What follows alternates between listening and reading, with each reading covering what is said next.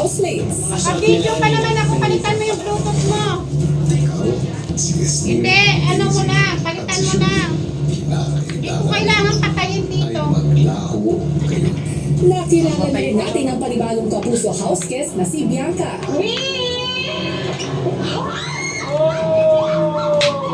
Kasabay ng task upang mapalaki ang budget ng mga ligtas na housemates sa secret room.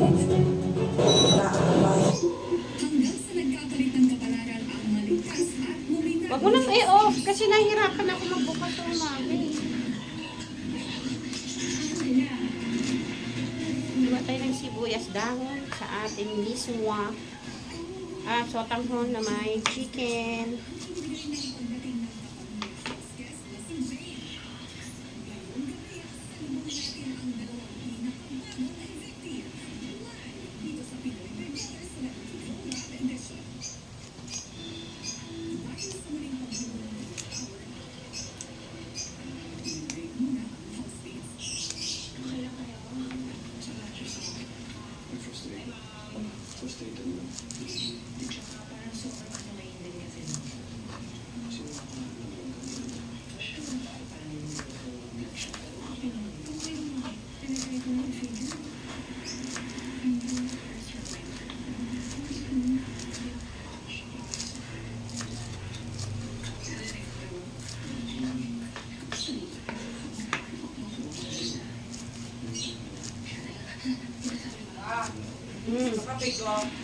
Ay, wala talaga. Gano'n kalimutan ko. Bili ka na lang, be. Nawalan na kasi ako ng pera doon.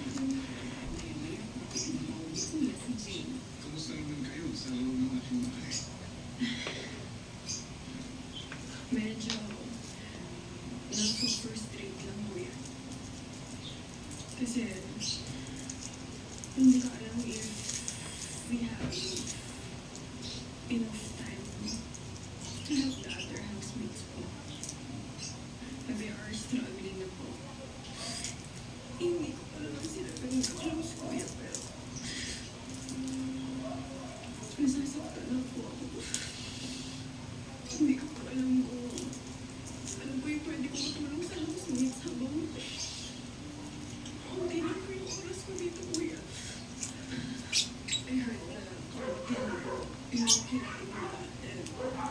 Nahirap po sila water yung sa mga housemates.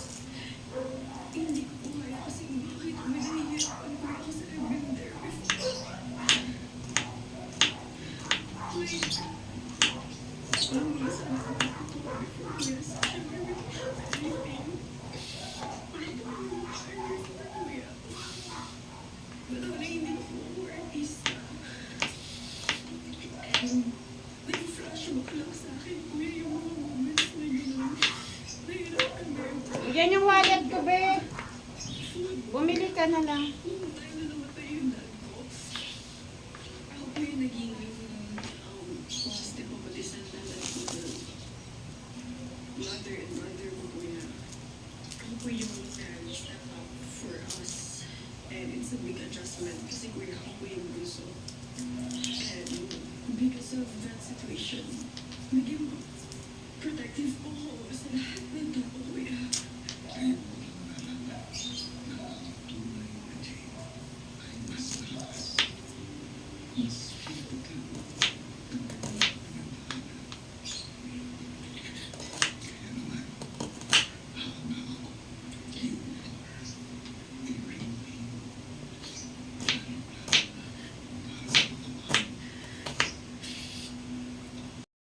Miswa.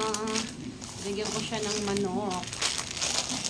Yung aking chicken. Adobo ko yun. Dahil dalawa yung lulutuin natin yan. Dalawa yung nakasalang ko. Kaya ko yan mga mas. Kaliwa kanan. Nalulutuin yan. Nalo na natin ito isang sibuyas. Kabila din. Diba?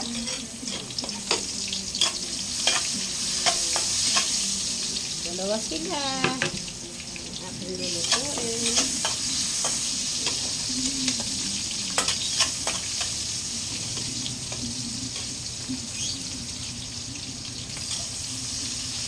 Lagyan na natin yung manok na ano din natin. Ituloy muna natin. Manok. Sa kabila, yung tanggisa natin naman.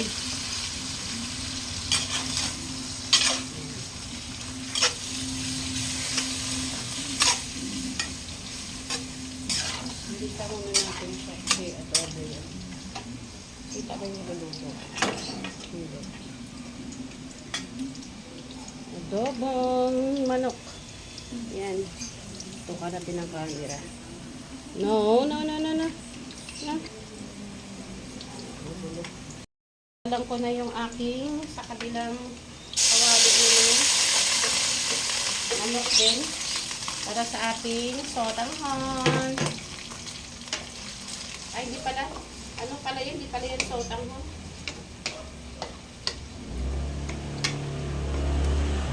Sotanghon nga. Iba-iba naman ako ng sinasabi. Ito ay atubuhin kasi natin itong isa. Ito naman ay para sa sotanghon. Ano muna natin. Pamantika muna natin.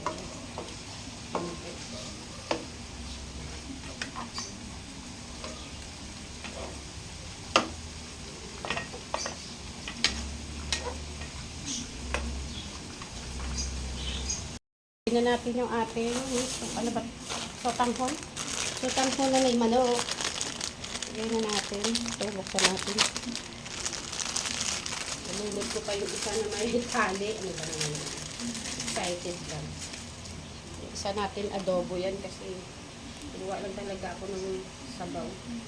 Adobong ano kasi gagawin ko toyo. Yung mga bata hindi pwede.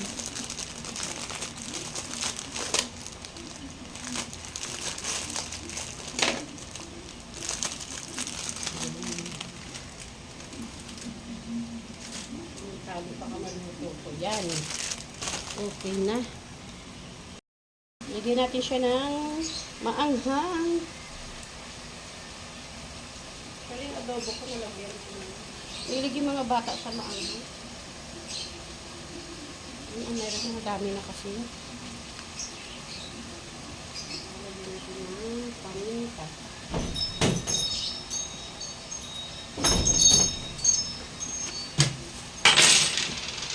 Ito na lang paminta ilagay natin kasi nasa loob talaga yung paminta. Palasa lang. Kunti lang para malasahan ng natin. Sa adobo natin, lagyan natin ng laurel. Where is the laurel? Ayun, nasandog natin yung laurel ko. Ayun na lang natin. Lagyan na natin ng sibuyas dahon ng ating adobo. Pawali din yung pinakit natin kasi hindi na ako makapasok sa loob dahil yung mga aso ko kukulit, papaliguan ko pa sila lahat. So, lagyan na din natin yung ating miswa na may ano ba talaga. So, tanghon pala ito na may ano, manok. Ano na. Ito, kulo na to. Malapit na ito maluto. Kulo na lang. Yung kulo na lang. Tikman na natin. Okay na siya. Kunting ano na lang. Tumanghang na siya. Kunting asin mo lang siya umas. Hindi pa natin siya ng kunting asin. Ito napadami kasi yung ating sabaw dahil nga sotanghon siya. So yan na. Kumukulo na siya. Yan. Nagluto ulit ako ng miswa. Miswa tuloy. Ayan na naman ako. Sotanghon. Yan na may manok. Request kasi ng aking pangalawa yan. Yan na mga mais. Luto na yan actually.